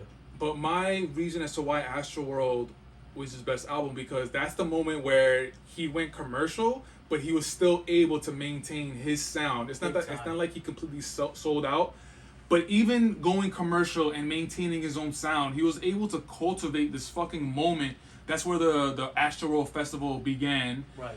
And it was just, it was a moment, bro. Everywhere you turned, it was something about Travis Scott. Whether it was the music, whether it was the merch. That was around the time we did the McDonald's merch. Yeah. It was the festival. It was just always Travis Scott, and it was done with such a level of taste that gained my respect. But again, that unfortunate tragedy happened, and he had to take a break, which hurt him. And I think it's what happened to this album. I think that gap kind of hurt him. But I also wanted to come back to this album had a moment. It did. Meltdown. I'm talking about specifically. Oh yeah, Meltdown. Meltdown with Drake. That shit was your boy Pharrell and Pusha. Yeah, going at Pharrell and Pusha, and that was. He's just Pharrell. I mean, he's associated with Pusha. Leave that alone. Separate the two. Compartmentalize. That's a fact. Compartmentalize. Yeah, I mean, I think the moment from this album is Meltdown. Yeah. Yeah. Absolutely. The moment of this album, that kind of even hit the casual listener, is definitely Meltdown. Fiend had a run too. Fiend had a run. You kind of saw that everywhere. I mean, man, when you look at the track list, it's a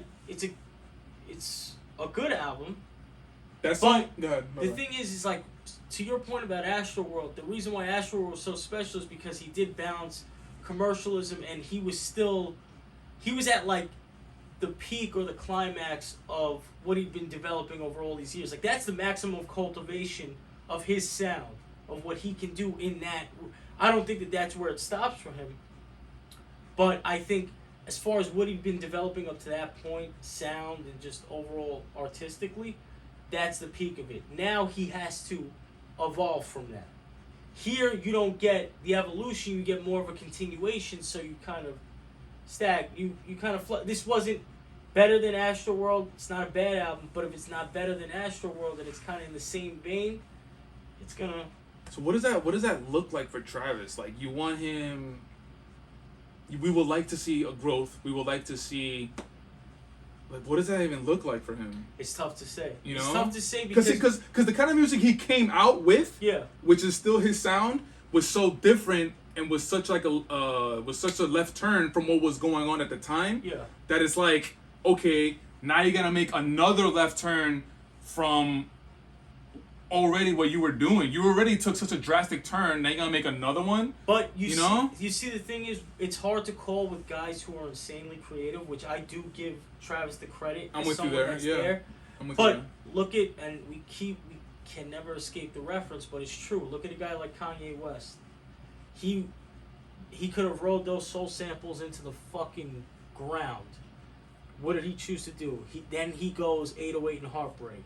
Then he goes Yeezus. He keeps elevating.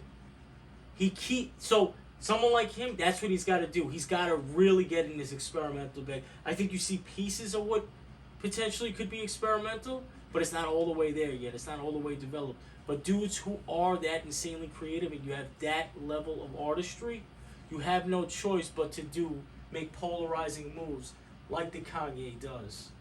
If you want to exceed out of just like the hip hop bracket, which I think Travis Scott is bigger than just a hip hop artist. I think he's could potentially be a cultural icon if he's not already there. Yeah, I agree with you on there. But you gotta keep kind of building off and experimenting. He reached the peak the same way Ye knew he reached the peak of what he was doing with My Beautiful Dark Twisted Fantasy, and he knew at that point, I've got to pivot off and do something completely different. That's where we get Yeezus. Yeah. That's where you get the Yeezus. So, and that has to happen, or else you're gonna you're gonna be notable because you're that talented. People are gonna talk about it, but you gotta kind of keep evolving at that point. Another album that I want to get to. We talked about him a little earlier. This artist, he's known for being a hip hop artist, but the album that he came out with at the beginning of this year is not a hip hop album, but I definitely still want to shout it out. It's Lil Yachty. It's called Let's Start Here. Okay, so for anybody listening to this podcast, first and foremost, thank you very much. But if you haven't heard this album, don't go into this album expecting a hip hop album. This is actually Lil Yachty going completely left field and going into his rock/experimental bag. Like, and I have so much respect for him for doing this. And he dropped it on January 27th, which is literally the beginning of this year. And I feel like when people are going to be coming out with their lists of best projects of 2023, whether if it's hip hop, R&B, or just projects in general, it should be on there. But I feel like since he came out literally in the first month, I feel like people might glance over it. So I just want to make sure that I highlight it because I love when artists, they just like, yo, fuck it. I'm known for this, but I actually like this, and I want my fans to know that about me. And it's like they're risk takers, and they're like, fuck it, yo, I just want to do it. I want to do what I like, and I like what he did. It's what Travis Scott has to do. No, yeah, that's literally what you're saying, yeah. And Yachty's an interesting figure in hip hop, man, because he's one of those people that came out after the class of the Drake, Cole, He's the SoundCloud. He's that same 21 Savage, that same. He's in the SoundCloud era. He's in the SoundCloud era of those rappers. But Yachty is interesting because Yachty, you can tell that he takes this shit very serious. Like, to come out with a project like this, he knows the talk that he's getting about him. He knows the narrative about him, that he's like, there was a narrative about him that he's not really a good rapper, that he can't put out good projects. And he put out multiple projects. He did the Michigan album where he stuck to one type of hip hop sound. He immersed himself into that world, and he tried to deliver a project showing his rapping capabilities. And with this album, he just wants to show his artistic growth, and he just wants to show that he's not just like a one-trick pony. Yeah. And I just love when people do that, man. Yeah. And when they do it well, it's really groundbreaking. Yeah, this album was in heavy rotation for the first few months of 2023. So that's definitely one album that I want to shout out Yachty. Yeah, and I have to go back to the statement because you asked me if I fucked with this music and you reminded me of this album because I had forgotten about this album. But this was a very good project. I respected his level of artistry, and I do, see that he is trying to prove because he cares. Now I could rap. You see on the Secret Recipe, unfortunately, he went toe to toe with someone who. He didn't do bad though. No, he didn't do bad. He was just next to someone who you probably. Certified killer. Yeah. Yeah. And another project that dropped in 2023 that we're both fans of, an affiliate of Griselda Records. Yep. We're talking about Conway the Machine, of course. Won't He Do It? Mike, you were telling me that this is one of your favorites of the year. So if you want to just talk about it. So I think you get someone, Conway. I think that he is one of the guys on Griselda who kind of has gone out on the ledge and has experimented with different sounds, obviously Benny is Benny, Westside Gunn is the artist, but with Conway, you see him kind of this album is a good balance of all of his kind of styles, where you have the prototypical towards the bottom of the album. You have his prototypical Griselda shit, Brick Fair, Kill Judas, Fire, the Brooklyn Chop House, no drums on it. Fab lost his fucking noodle there. Fab, we need more we need more verses like that, boy. It's funny you said that because he fucking went crazy. My favorite record on here, though, is the Kanye record.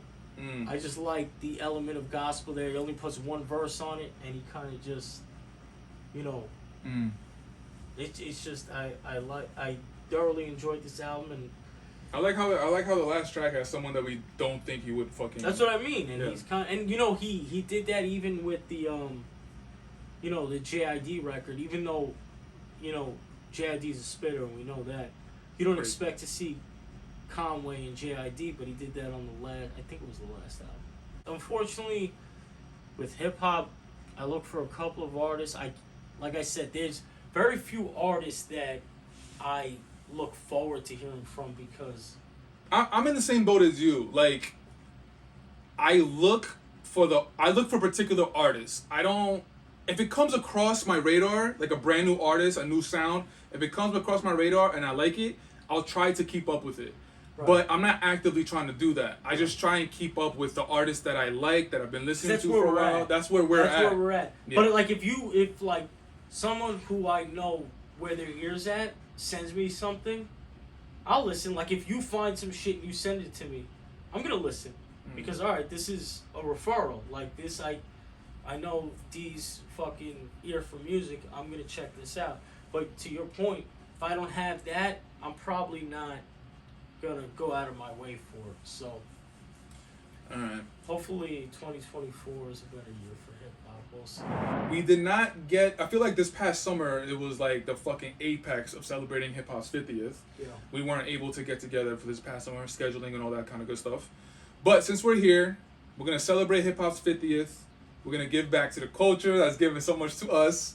So basically, I just want to kind of pick your brain about hip-hop in general. I want to know, the first question I want to ask you, how were you introduced to hip-hop? I was born into it, man. Like, in our generation, I can't say our generation because there's a lot of people our age who didn't necessarily grow up to, a variety of music. I happen to be born into a household, and I think I've spoke about this before, where you get everything from classic rock to Marvin Gaye to Bob Marley, and within that ecosystem is also hip hop, the Yo MTV Raps era. So my parents weren't shy to acknowledge the G-Funk era, the Snoop, the Dr. Dre. Like it was always around me. My favorite, like before I was buying my own albums, my mother was going through. I don't know if you remember BMG, where you get like $1 for 10 albums type of thing. So before I was even conscious of it, there's albums like the Lauryn Hill album in my house. When because my mother would pick it up, so it's always in the background. My mother even had the Hard Knock Life album by Jay. Before I was a Jay fan, I was like 7 years old. But because she liked Can I Get Her from the Rush Hour soundtrack. So it's hard to say where my moment is in terms of hip-hop. Because I remember, listening to the Batman Forever soundtrack, and Method Man is on there. I remember the Godzilla soundtrack, and Puff is on there. And these are my shit. Like, even, and, as a kid, I would be remiss not to mention the Big Willie style album by Will Smith as a kid. Like, and that's very much, cookie cutter, bubblegum rap, but it introduces you to that sound. And Nas was doing a lot of writing on that album.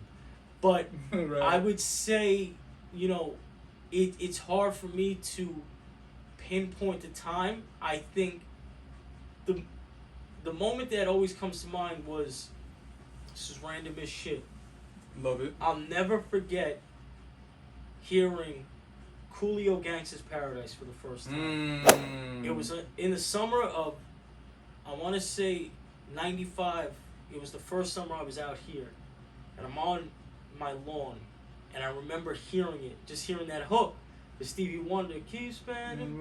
And I was like, what is this? And, that was a time before downloading, before all this shit. Yeah. So I heard that song, and when I tell you, I didn't hear it again for years, but it always stuck out to me. And it wasn't until years later that I realized what that song was. But that was my introduction as far as hip-hop and loving hip-hop, was I hearing Coolio Gangsta's Paradise, and from then on it kind of just went. Then you remember, as a kid, you remember Mace, you remember, like I said, even Will Smith, you remember Puff, you can't go, you remember Jay, like these are people that were so culturally relevant that even someone like myself as a kid, my mother was buying the CDs, the Baduism, even though it's not hip-hop, but these albums all kind of came to me.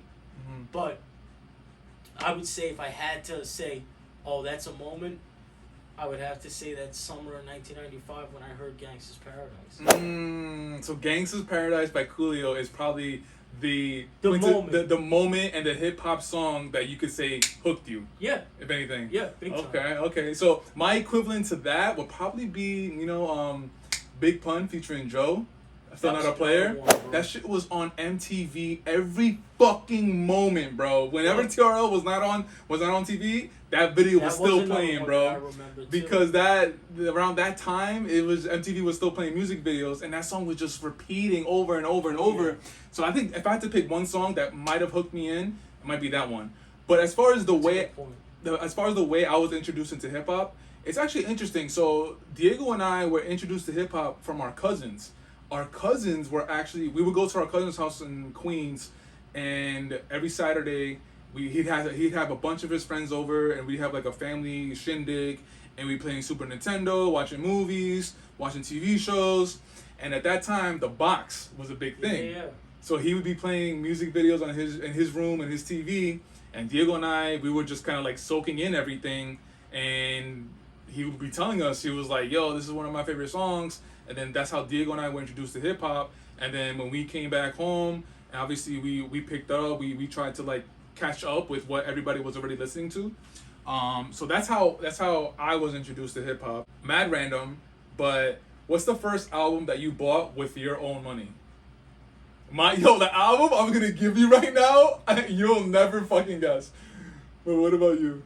You give me first. I gotta think. I got you. Yo, the first album I bought with my own money, and you couldn't tell me shit, bro. I had this album on fucking repeat.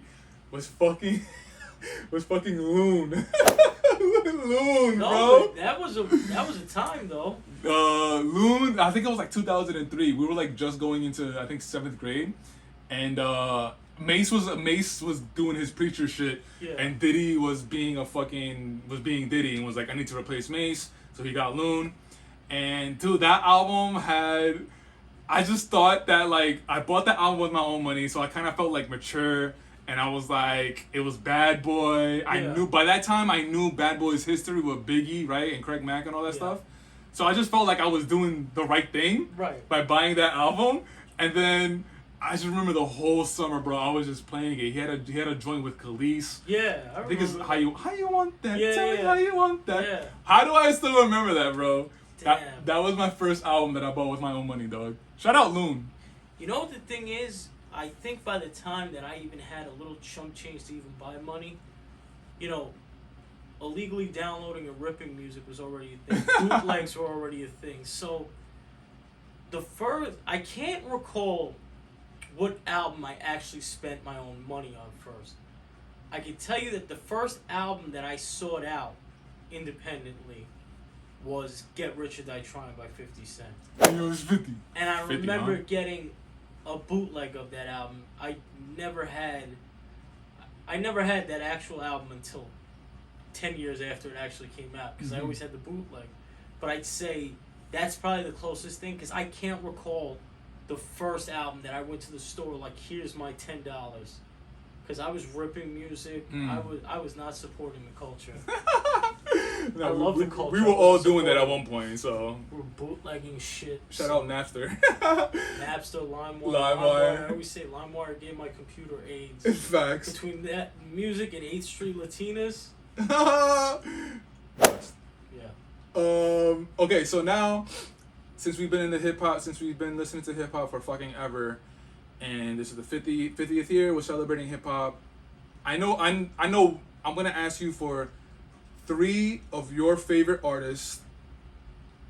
3 of your favorite artists, or you can go like 3 of the artists that impacted you the most, but kind of go within that realm. I know one of them. Yeah. Nas. We're talking hip hop specific. Hip hop specific, yeah. Nas obviously is one. Nas is obvious, and I mean, like I said, because you know the people who listen to or are gonna listen to this episode have listened to our prior episode. I don't think I need to do much talking about my appreciation for Nas. I think everyone is kind of already aware. But right behind him is AZ. AZ. That's someone like when I think of, because there's different stages. You're the only one, Bro. since I've known you, since the Yeah, day I bro. met you, bro. You've been repping. Yo, AZ, send this guy a fucking check, bro. If you come across this, that's bro. send this guy a check. AZ is just one of those,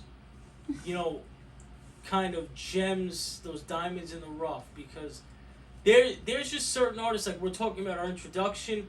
Our introductory period is different from the period that we fell in love with hip hop. Facts. There is a difference. There is a difference. And and if we're talking about the artists who made me fall in love with hip hop, Nas, AZ, and I have to give that to Pac as well. Pac was really the guy who I said, oh no, this is my type of music. There was a certain, Pac was a good rapper, but he didn't have the complexity of other rappers, which kind of worked to his benefit because it made him easier to connect with as a kid, as someone who just kind of heard his music. Good production, a lot of good melody in his music, like such passion and raw emotion in it. That's what grabbed me. And then, so that's what made me kind of say, this is my shit. Just Pac, Me Against, specifically the All Eyes on Me album when it came to Pac. I never knew that. There's just something about that album that really changed something for me. But then the guys who took it past that, where it's like, oh no, these are guys that the way they dress, their whole style, I appreciated. Then you get Nas and you get AZ. They both rap their ass off. From a visual standpoint, the way they dress, everything about them was just, I had an appreciation for. So I would have to say, when I think of the guys who really made me fall in love with hip hop, that's the better question. It's got to be those 3. It's got to be Nas, AZ, and Pac. And it's kind of random, but it's really it's those 3. Yo, Pac, I never knew that. Yeah. I love that. Oh yeah. As far as the 3 artists that made me fall in love with hip hop, Ye is one of them. No question, Ye. Sure. Cudi, no question. Cudi, no fucking question. That's interesting. And Cudi's my favorite artist. Cudi's my favorite hip hop artist. Ye's right behind him, but Cudi's my favorite hip hop artist. And the 3rd artist that made me fall in love with hip hop.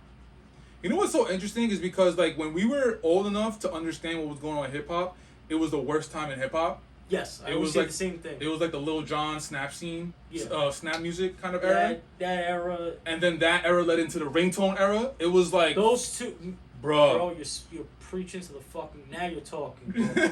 'Cause that's the reason why through our high school years, I didn't connect with the same music a lot of our peers did because I was listening back in time because this shit was trash. It was so bad at the that time, Snap music was fucking terrible. The It was ringtone rap might have been even worse. And then Shout luckily, out Soldier. shortly after came 09, and we had a good run through our 20s. Yeah. Yeah, man, it's Ye, Cudi. Cudi's number one. And that third is like a fucking toss-up with so many different people. So can I ask? Hit me. So by the time Cudi came out, you hadn't already fallen in love with hip hop? Or is it kind of one of those things, like I said, Pac was where I fell in love, but then Nas and AZ kind of furthered it? Would you say that you fell in love at Ye, and then Cudi came along and it furthered that for you? Yeah, that's definitely fair to say. But the interesting point is that Ye came out and then Cudi came out not too far after. No, it wasn't. Like maybe like a couple years after. It was like really kind of like back to back. You feel me? Well, Ye really broke obviously with College Dropout. And I was 03. We were in 7th grade, and I remember vividly every fucking morning putting that song in my CD player. We didn't have iPods. The iPhones were not invented yet. You still had to walk around with a fucking Walkman with a CD player. Yeah. I remember putting in my CD player, walking to school every morning, College Dropout every morning, Never Let Me Down, the fucking Jesus Walks every fucking morning over and over.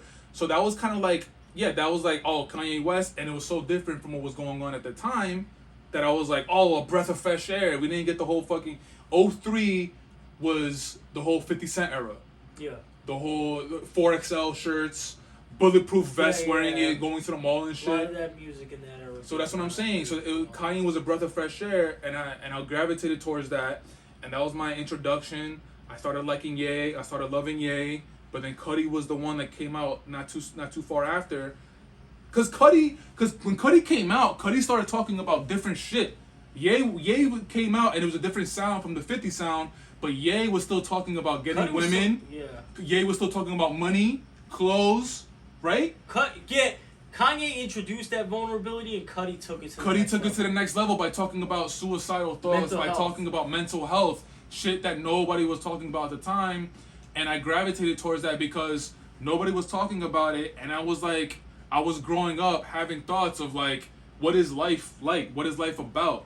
You know, like how like life is fucking hard, and we're just in school, and I'm having these thoughts, and I'm hearing somebody else express it in the music about how they're not happy with life, how they're they're struggling through life, they need help. You know. You should have listened to Joe Budden.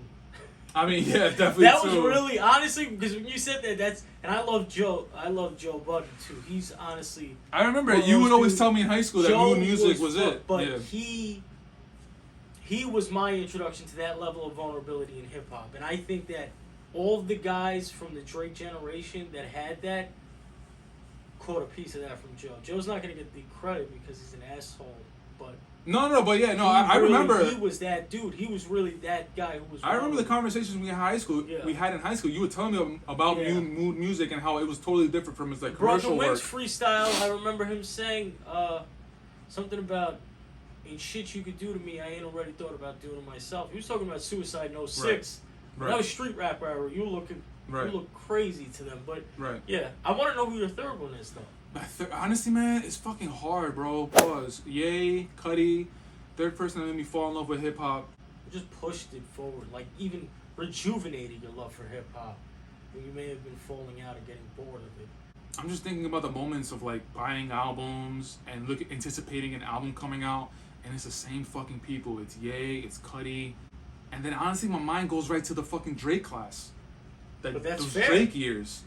But then within those Drake years and Drake's class, who's that one person that I could be like, that's what I'm saying. It's a mixture, bro. It's a mixture between Dot, Cole, Sean.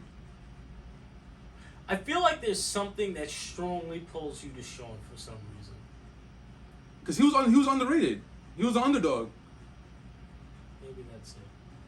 I think the first rapper of that generation but there's someone I feel like I loved was Cole. Cole out the gate, I was like, this is the guy for me. I think it was the warm up mixtape that did The it. warm up. But Yeah, I love Sean.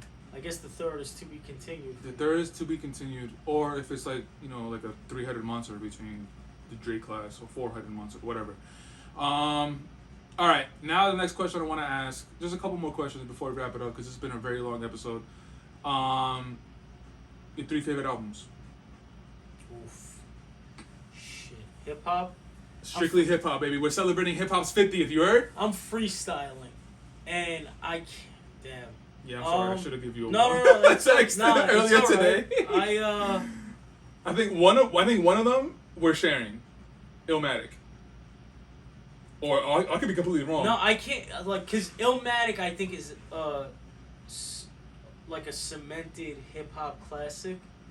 When I think of my 3 favorite, they kind of deviate from That's there. fair. I can tell you that the first album that comes to mind for me is The Infamous by Mobb Deep. Their second album. I'm gonna say, okay, so we're gonna go Mobb Deep, The Infamous. Mm-hmm. I'm gonna go Big Pun, Capital Punishment, and I'm gonna go DMX, It's Dark and Hell is Hot. Ooh. With an honorable mention of Nori's first solo album. Oh wow, we're talking. That's the golden era right there. That's 98. That's 98, yeah. X and Nori all dropped in 98, and then the Mob Infamous was 95. But I'm gonna say, just once again, I'm in full transparency. I'm gonna kick myself later because I know. It'd be an album. Yeah, because I didn't really think it through. No, again, I'll take that L because I could have prepared you a little better. I like it's better this way. Freestyle though, first come to mind, Infamous, Capital Punishment, It's Dark and Hell is Hot. Oof. Honorable mention, NORD album. That's a Mount Rushmore, dog. The Mount Rushmore of fucking hip hop albums. 3 favorite albums of mine, hip hop. My Illmatic, like I mentioned. My Beautiful Dark Twisted Fantasy.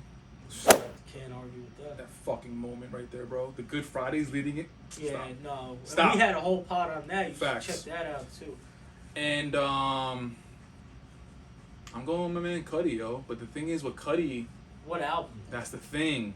I could go Man on the Moon Part 1, which is that was a fucking earthquake in hip hop. I could go Man on the Moon 2. But one of my favorite Cudi albums that's underrated and that doesn't get enough love for me, it's In the Cut. In the Cut, that's when Cudi went into his Dr. Dre mode and he produced all the songs on the album, and that shit was crazy. But if I had to pick one Cudi album, I'm going In the Cut. I don't give a fuck. Yeah. I'm going In the Cut. In the Cut is my favorite Cudi album. So I'm going In the Cut. So I got my Beautiful Dark Twisted Fantasy, Illmatic, In the Cut.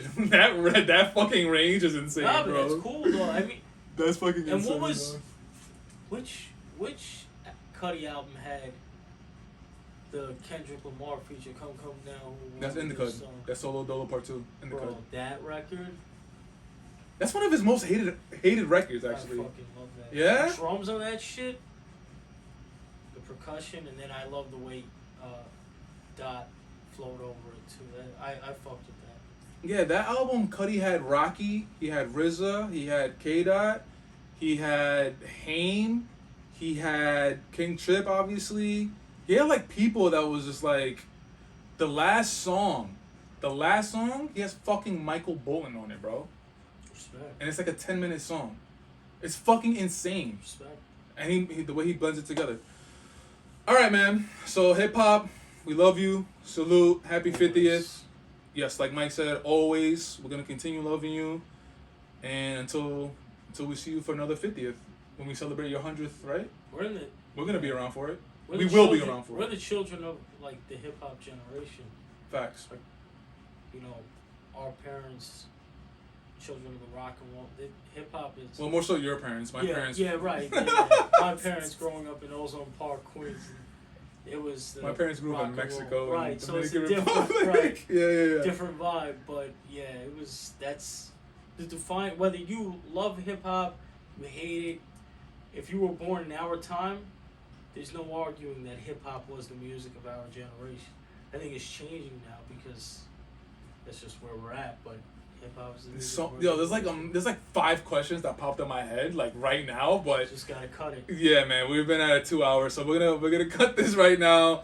Thank you for tuning into this episode. Before we sign off, we want to remind you to hit the links in the description for social media, for the Shia LaBeouf shirts, for Reddit, everything you want to find. The link will be in the description. Mike, my guy, I want to thank you so much for coming through. Always. First time in a while being in person. Are you gonna plug your OnlyFans? My OnlyFans? No, I don't have an OnlyFans. Maybe that might be that's gonna be on the docket. But Mike, again, I want to say thank you for giving me your time and energy. And this is not gonna be the last time we see you or hear of you. And we'll check you guys out in the next episode of the Time Flies podcast. Peace.